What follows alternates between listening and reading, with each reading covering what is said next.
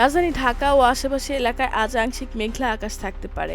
আবহাওয়া প্রধানত শুষ্ক থাকলেও কোথাও কোথাও হালকা বৃষ্টির সম্ভাবনা রয়েছে। একই সঙ্গে দিনের তাপমাত্রা সামান্য বাড়তে পারে বলে জানিয়েছে বাংলাদেশ আবহাওয়া অধিদপ্তর। 13 মার্চ সকাল 7টা থেকে পরবর্তী 6 ঘন্টায় দেওয়া পূর্বাভাসে এসব তথ্য জানানো হয়। এতে বলা হয়েছে দুপুর পর্যন্ত আকাশ আংশিক মেঘলা থাকতে পারে এবং পশ্চিম বা উত্তর পশ্চিম দিক থেকে ঘন্টায় 10 থেকে 15 কিলোমিটার বেগে বাতাস প্রবাহিত হতে পারে।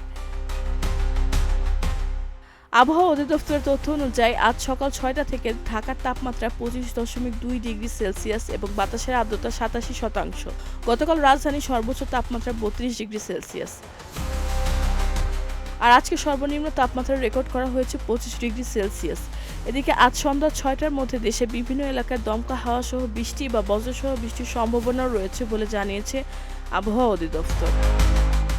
রেহানা বেগম, প্রজন্ম 24।